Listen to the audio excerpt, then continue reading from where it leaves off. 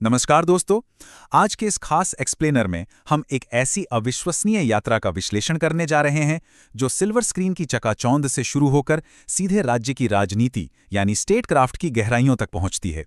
एक political biographer के नजरिए से सोचिए, एक ऐसा लड़का जो कभी अपने छोटे से कमरे में आईने के सामने खड़े होकर डायलॉग्स की प्रैक्टिस करता था, वो आज तमिलनाडु की राजनीति का एक इतना बड़ा और शक्तिशाली चेहरा बन चुका है। तो चलिए, बिना किसी देरी के इस सफर की गहराई में उतरते हैं और समझते हैं कि ये सब आखिर हुआ कैसे।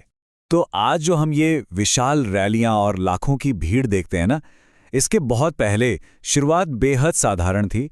ए ड्रीमर इन द मिरर। बचपन से ही फिल्मों का एक दीवाना लड़का जो बस घंटों आईने के सामने खड़ा होकर अपने पसंदीदा हीरो की तरह डायलॉग बोलता रहता था। उसका बस एक ही सपना था कि एक दिन पूरा देश उसे पहचाने। ये हमें याद दिलाता है कि दुनिया की हर बड़ी राजनीतिक या सामाजिक क्रांति की शुरुआत अक्सर ऐसे ही किसी एक साधारण से सपने से होती है। फेज 1, अ ड्रीमर्स डिफिकल्ट स्टार्ट। चलिए देखते हैं कि इस सफर की शुरुआती चुनौतियां क्या थीं। अब होता क्या है ना, शुरुआती दौर में रिजेक्शंस तो मिलते ही हैं। जब उन्होंने इंडस्ट्री में काम ढूंढना शुरू किया तो उनका लिटरली मजाक उड़ाया गया। लोगों ने सीधे मुंह पर कह दिया कि भाई, तुम में वो हीरो वाली पर्सनालिटी बिल्कुल नहीं है, तुम कभी सफल नहीं हो पाओगे। लेकिन उन्होंने हार नहीं मानी। उन्होंने इन सारी आलोचनाओं का जवाब कैसे दिया? दिन रात की जीतोड़ मेहनत से। उन्होंने डांस सीखा, एक्शन और फाइट्स की प्रैक्टिस की, अपनी एक्टिंग को एकदम निखारा। मतलब जो लोग कहते थे कि वो कुछ नहीं कर सकते, उन्हें अपने टैलेंट और हार्डवर्क से पूरी तरह गलत साबित कर दिया।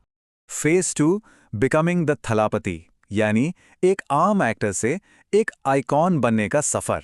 शुरुआत हुई छोटे छोटे रोल्स से, लेकिन फिर एक फिल्म सुपरहिट होती है और उसके बाद का नजारा तो आप इमेजिन कर सकते हैं। थिएटर्स के बाहर हजारों लोग सिर्फ उनकी एक एंट्री पर पागल होकर सीटियां बजा रहे थे। उनकी वो यूनिक स्टाइल, उनके डायलॉग्स, वो सीधे लोगों के दिलों में उतर गए। वो अब सिर्फ एक एक्टर नहीं रहे थे यार, वो पूरे तमिलनाडु के लिए एक स्ट्रॉन्ग इमोशन बन गए, जिन्हें प्यार से थलापति कहा जाने लगा। अगर हम इसे एक पॉलिटिकल एनालिस्ट की तरह देखें तो असली गेम यहां से शुरू हुआ। युवा वोटर्स पर उनका प्रभाव रातों रात नहीं बना। उनकी फिल्मों की मेन थीम्स पर जरा गौर कीजिए। गरीबों की मदद करना, भ्रष्टाचार के खिलाफ बिना डरे आवाज उठाना और न्याय की मांग करना।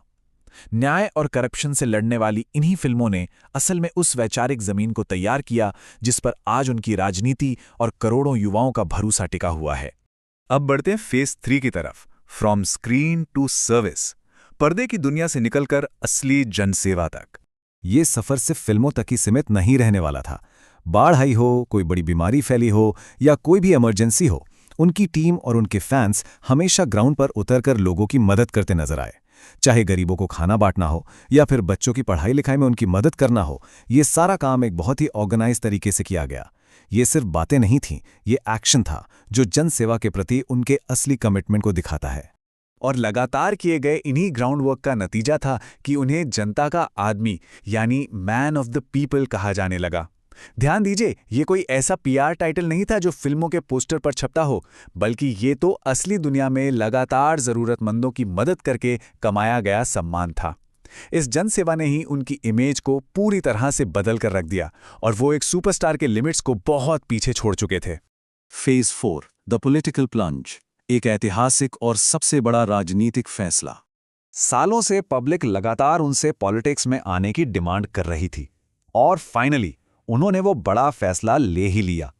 एक नई राजनीतिक पार्टी का गठन हुआ और उनकी जो पहली रैली हुई ना, भाई साहब, वहां लाखों लोगों की भीड़ उमड़ पड़ी। पूरा का पूरा मैदान खचाखच भरा हुआ था और हर तरफ बस उनका ही नाम गूंज रहा था। साफ था कि ये कोई ऑर्डिनरी शुरुआत नहीं थी, ये तो एक जन आंदोलन बन चुका था।